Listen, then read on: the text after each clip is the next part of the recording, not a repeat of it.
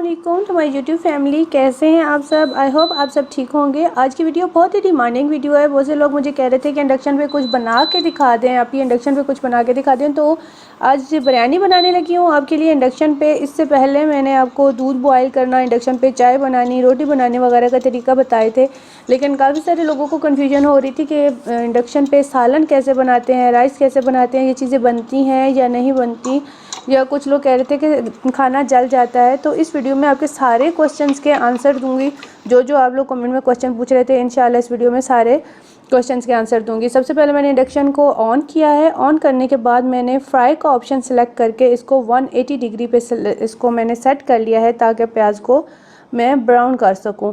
तो प्याज को ब्राउन करने के लिए या मसाला सालन का जो भी मसाला वगैरह हम बनाते हैं आम देसी खानों में, उसको भूनने के लिए आपने फ्राई का ऑप्शन सेलेक्ट करना है और उसको 180 डिग्री पे सेट कर लेना है अपनी रिक्वायरमेंट के हिसाब से। अगर आपको लग रहा है कि प्याज बहुत स्लो ब्राउन हो रहे हैं तो आप थोड़ा सा टेम्परेचर बढ़ा भी सकते हैं, और अगर को लग रहा है कि जल रहे हैं तो आप थोड़ा सा टेम्परेचर को डाउन भी कर सकते हैं। और मुझे जो आइडियल टेम्परेचर इसका लगता है वो 180 डिग्री लगता है, तो मैं इसीलिए 180 डिग्री पे ब्राउन करती हूँ। तो मसाला फ्राई करने के लिए आपको समझ आ गई है कि हमने फ्राई का ऑप्शन सेलेक्ट करना है और एक आइडियल टेम्परेचर जो है वो 180 डिग्री है। आगे वीडियो में चल के मैं आपको चावल वगैरह बॉयल करने का तरीका भी बताती हूँ, और अगर दम में जब खाना बनाना हो तो उसके लिए क्या है वो भी सारी चीज़ें मैं आपको बताती हूँ। आई होप कि इस वीडियो में आपके सारे क्वेश्चंस के आंसर हो जाएंगे, क्लियर हो जाएगा, आपको कुकिंग का सारा कॉन्सेप्ट क्लियर हो जाएगा। फिर भी कुछ चीज़ रहेगी तो आप मुझे कमेंट कीजिएगा, मैं इंशाल्लाह आपके हर क्वेश्चन का रिप्लाई करूँगी। बर्तन की अगर बात करें तो ये टी फॉल का बर्तन है जो मैं यूज़ कर रही हूँ अभी। इसके अलावा भी काफ़ी सारी ब्रांड्स और बर्तन मैंने आपको बताए थे इंडक्शन से रिलेटेड अपनी पिछली वीडियो में। अगर आपने नहीं देखी तो वो वीडियो देख लीजिएगा, आपके बर्तनों से रिलेटेड कॉन्सेप्ट क्लियर हो जाएंगे इंशाल्लाह। मैं फिर भी बर्तनों से रिलेटेड काफ़ी सारे लोगों के क्वेश्चन आ रहे थे, तो मैं बर्तनों में इंशाल्लाह जल्दी एक नई वीडियो बनाऊँगी। उसमें मैं आपको डिफरेंट शॉप्स के एड्रेस भी बता दूँगी, नंबर भी दे दूँगी, और ऑनलाइन शॉप्स भी बता दूँगी जहाँ से आप बर्तन परचेज़ कर सकते हैं, और पाकिस्तान में कौन कौन सी ब्रांड्स हैं जो अवेलेबल हैं उसके लिए इंडक्शन के लिए, और जो सही काम करते हैं इंडक्शन पे बर्तन, वो मैं आपको सारे डिटेल से बता दूँगी। साथ में मैंने साथ में मैंने योगर्ट को बीट किया, उसके अंदर मैंने मसाला डाला और उसमें चिकन ऐड करके मैंने एक साइड पे रख दिया।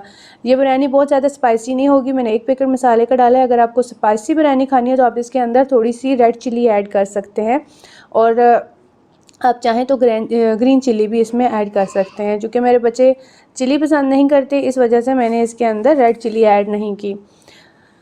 खैर आगे नेक्स्ट चलते हैं।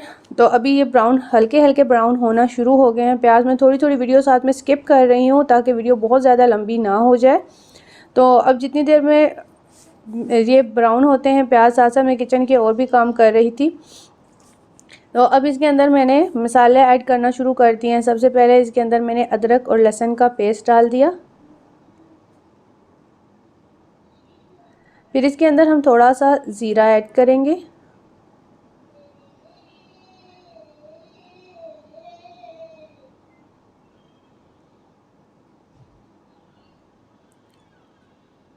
ज़ीरा ऐड करने के बाद इसमें हम थोड़ी सी काली मिर्च ऐड करेंगे,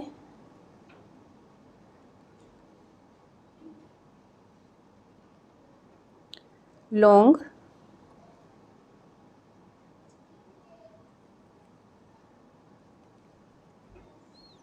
मोटी इलायची ब्लैक वाली जो होती है,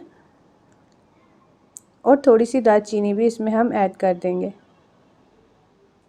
इसके बाद इन सारी चीज़ों को हम अच्छी तरह से मिक्स कर लेंगे ताकि जितनी देर में प्याज ब्राउन हो साथ साथ ये चीज़ें भी हल्की सी फ्राई हो जाए।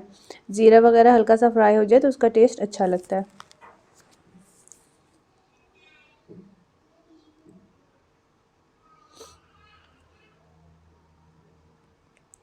अब ये प्याज ब्राउन होना स्टार्ट हो गए हैं।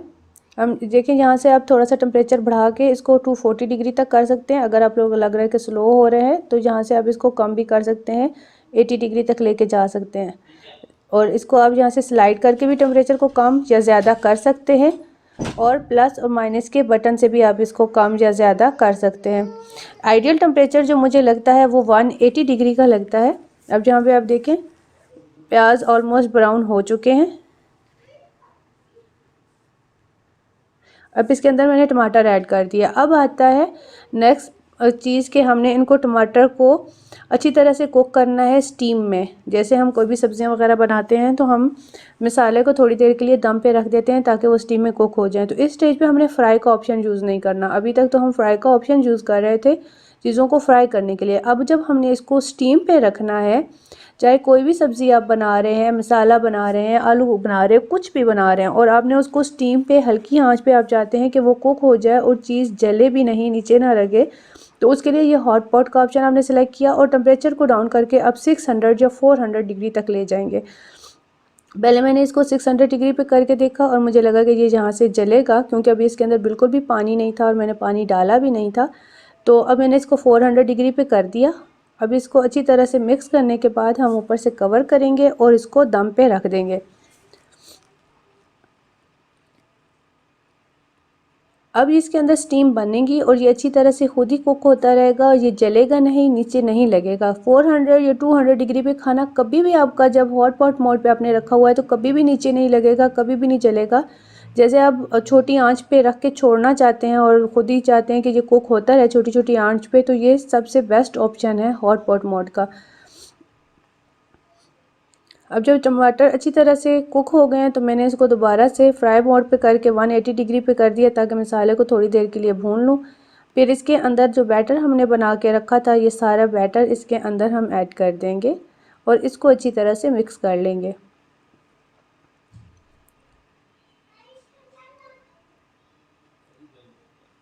میرا چینل کیونکہ کوکنگ چینل نہیں ہے، میں ہوم اپلائنسز کا ریویو دیتی ہوں اور ان کے یوز کا طریقہ بتاتی ہوں، اس لیے کوکنگ کی ویڈیو بنانے کا میرا اتنا ایکسپیرینس نہیں ہے. میں فرسٹ ٹائم آپ کے لیے ایک ویڈیو ریکارڈ کر رہی تھی کیونکہ بہت سے لوگوں کو، میرے ویورز کو کافی پریشانی ہو رہی تھی. کچھ لوگ بہت زیادہ پریشان تھے جو انڈکشن تو لے بیٹھے تھے لیکن اب ان کو اس کو یوز کرنے کا طریقہ نہیں آ رہا. تو ان لوگوں کی ہیلپ کے لیے یہ ویڈیو ہے، جسٹ تاکہ آپ کو سمجھ آ جائے کہ انڈکشن کو آپ نے صحیح طریقے سے کیسے یوز کرنا ہے. اس ویڈیو میں آپ کو بہت ساری چیزیں کلیئر ہو جائیں گی. مسالہ بھوننا، کیونکہ دیسی کھانے ہمارے ہاں زیادہ تر سالن وغیرہ پکتے ہیں تو اس کے لیے فرائی کا آپشن بھی میں نے آپ کو بتا دیا اور ہاٹ پاٹ کا آپشن. اگر آپ پکوڑے یا فرائز وغیرہ بنانا چاہتے ہیں یا بچوں کے نگٹس وغیرہ فرائی کرنا چاہتے ہیں تو اس کے لیے بھی آپ فرائی کا آپشن یوز کریں گے. اگر آپ نے فرائز بنانے ہیں یا آپ نے اگر فرائز بنانے ہیں تو اس کے لیے آپ 180 ڈگری کا آپشن سلیکٹ کریں گے. اگر پکوڑے وغیرہ بنانے ہیں تو آپ اس پہ 180 یا 160 ڈگری سلیکٹ کر لیں. اگر نگٹس بنانے ہیں تو ٹمپریچر کو تھوڑا سا ڈاؤن کر لیں کیونکہ نگٹس وغیرہ کو تھوڑا سا کم ٹمپریچر چاہیے ہوتا ہے، تو آپ اس کو تھوڑا سا اور ڈاؤن کر کے 140 یا 120 ڈگری پہ نگٹس کو آپ بنا سکتے ہیں. 140 ڈگری آئی تھنک نگٹس وغیرہ کے لیے بیسٹ ٹمپریچر ہے. تو یہاں پہ اب میں نے تھوڑا سا ٹمپریچر ڈاؤن کر لیا تھا اور چکن چیک کر رہی تھی کہ کوک ہو گیا ہے یا نہیں. تو چکن کو سپون کے ساتھ چیک کیا تو یہ کوک ہو چکا تھا. تو اب باری آتی ہے اس کو بھوننے کی. بھوننے کے لیے اب میں یہاں سے ٹمپریچر کو بڑھا لوں گی تاکہ پانی جلدی ڈرائی ہو جائے اور چکن اوور کوک نہ ہو جائے. تو یہ فرائی کے ہی آپشن پہ میں نے 200 ڈگری کر لیا. اگر مجھے لگے گا کہ ابھی بھی پانی جلدی ڈرائی نہیں ہو رہا تو میں اس کو اور بھی بڑھا کے ٹمپریچر کو زیادہ کر سکتی ہوں. کوئی اتنی بڑی پرابلم نہیں ہے انڈکشن کو یوز کرنا، لیکن جب ایک آگ پہ کام کرنے کے عادی ہوتے ہیں تو تھوڑا سا سٹارٹ میں تھوڑا سا ڈیفیکلٹ لگتا ہے ٹمپریچر کو مینٹین کرنا، لیکن جب آپ یوز کرتے رہتے ہیں تو پھر یہ آپ کے لیے بہت زیادہ ایزی ہو جاتا ہے. پھر یہاں پہ اب میں اس کے اندر آلو بخارا ایڈ کر رہی تھی. تو آلو بخارا ایڈ کرتے وقت دیکھ لیجیے گا کہ آلو بخارا بلیک نہ ہو، کیونکہ جو بلیک آلو بخارا ہوتا ہے اس کا ٹیسٹ بریانی میں بہت ہی گندا آتا ہے. تو آپ نے یہ تھوڑا سا لائٹ سا ریڈ سے کلر کا آلو بخارا لے لینا ہے اور اس کو اینڈ میں اس وجہ سے ایڈ کیا ہے تاکہ یہ بہت زیادہ اوور کوک نہ ہو جائے. تو مجھے آلو بخارے بریانی میں بہت زیادہ پسند ہے تو میں ڈھیر سارے ایڈ کر دیتی ہوں. تو اگر آپ کو نہیں پسند آپ اسکپ بھی کر سکتے ہیں، لیکن ان کا ٹیسٹ بریانی میں بہت اچھا آتا ہے. تو اب اس کو ٹمپریچر کو میں نے 180 اور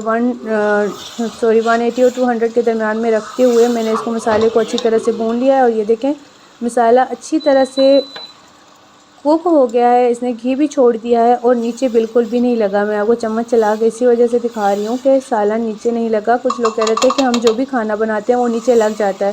تو جو کھانا نیچے لگتا ہے اس کا ریزن آپ کے برتن ہو سکتے ہیں، انڈکشن نہیں ہو سکتا. کیونکہ کچھ کنٹریز ایسے ہیں جہاں پہ گیس کا کنسیپٹ ہی نہیں ہے، جہاں پہ یہ پائپ لائن والی گیس نہیں ہوتی، وہاں پہ میجورٹی لوگ انڈکشن پہ پوری ساری کوکنگ کرتے ہیں. تو اچھی کوکنگ ہوتی ہے انڈکشن پہ. تھوڑا سا ٹرکی ہوتا ہے، برتن آپ کو اچھے سلیکٹ کرنے ہوتے ہیں. اچھی برانڈ کا برتن لیں۔ یہاں پہ ہمارا سالن اب تیار ہو گیا تھا، تو میں نے اب یہاں پہ پانی چڑھا دیا ہے۔ یہ جو برتن ہے یہ کیسا ولا کا ہے، اور مجھے یہ کیسا ولا اور کور کماز کے برتن پرسنلی مجھے بہت پسند ہیں۔ میں نے کافی ساری برانڈز کے برتن ٹرائی کیے ہیں، تو مجھے یہ دو برانڈز پرسنلی کور کماز اور کیسا ولا بہت پسند ہے۔ کور کماز تھوڑا سا ایکسپینسو ہے، کیسا ولا جو ہے وہ تھوڑا مناسب پرائس میں آپ کو مل جاتا ہے۔ تو یہ 5 لیٹر کا ایک پاٹ ہے، اس کے اندر ہم نے پانی ایڈ کیا، پھر تھوڑا سا زیرہ اور کڑی پتہ ایڈ کیا، اور اس کے اندر ہم تھوڑا سا ابھی آئل ایڈ کر دیں گے۔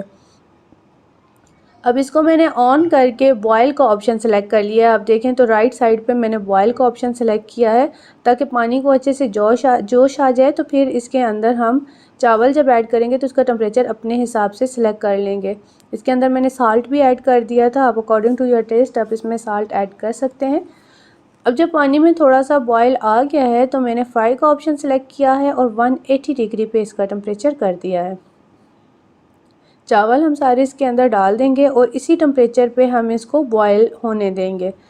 180 ڈگری جو فرائی کا آپشن ہے نا، یہ آپ یہ سمجھ لیں کہ ایک میڈیم ہیٹ جو ہوتی ہے، یہ میڈیم ہیٹ ہے، ٹھیک ہے، بہت کم بھی نہیں ہے اور بہت فل بھی نہیں ہے۔ جیسے عام چولہے پہ جب کھانا بناتے ہیں تو ہم میڈیم ہیٹ پہ جو کھانا بناتے ہیں اس کو آپ فرائی کے آپشن پہ 180 ڈگری پہ ایزیلی کوک کر سکتے ہیں۔ انڈکشن پہ جو رائٹ سائڈ پہ آپ کو آپشنز نظر آ رہے ہیں یہ سارے آٹو ہیں، اور جو لیفٹ سائڈ پہ آپشن ہے یہ مینول آپشن ہے۔ ان کا ٹمپریچر آپ کم اور ڈاؤن زیادہ کر سکتے ہیں۔ لیفٹ سائڈ پہ جتنے بھی آپشن دیے گئے ہیں اس میں اسٹیئر فرائی ہے، ہاٹ پاٹ کا آپشن ہے، اس میں آپ ٹمپریچر کو تھوڑا سا کم اور تھوڑا سا زیادہ کر سکتے ہیں۔ ہاٹ پاٹ کا آپشن اور فرائی کے آپشن میں ڈفرینس کیا ہے تو یہ بھی بتا دوں کہ فرائی کے آپشن میں کوئی بھی چیز آپ کوک کر رہے ہیں تو وہ مسلسل کوک ہوتی رہتی ہے، وہ جو آنچ جیسے آپ کہتے ہیں نا چولہا فل آن ہے اس طرح سے آن رہتا ہے۔ لیکن جو ہاٹ پاٹ کا آپشن ہے اس میں انڈکشن ٹرپ کرتا ہے، تھوڑی دیر کے لیے ہیٹ دیتا ہے، اس کے بعد آف ہو جاتا ہے، پھر تھوڑی دیر کے لیے ہیٹ دیتا ہے اور پھر آف ہو جاتا ہے۔ تو اس لیے ہاٹ پاٹ کا جو آپشن ہے اس میں سٹیم اچھی بنتی ہے اور کھانا نیچے بھی نہیں لگتا۔ فرائی کے آپشن میں اگر آپ منیمم ٹمپریچر پہ بھی کھانا رکھ دیں گے، تھوڑی دیر کے لیے آپ اس کو ہلائیں گے نہیں تو وہ نیچے لگ سکتا ہے، جل سکتا ہے، آپ کا کھانا چپک جائے گا برتن کے ساتھ۔ لیکن جب آپ ہاٹ پاٹ کا آپشن سلیکٹ کر لیں گے تو آپ کو یہ سارے پرابلم نہیں ہوں گے۔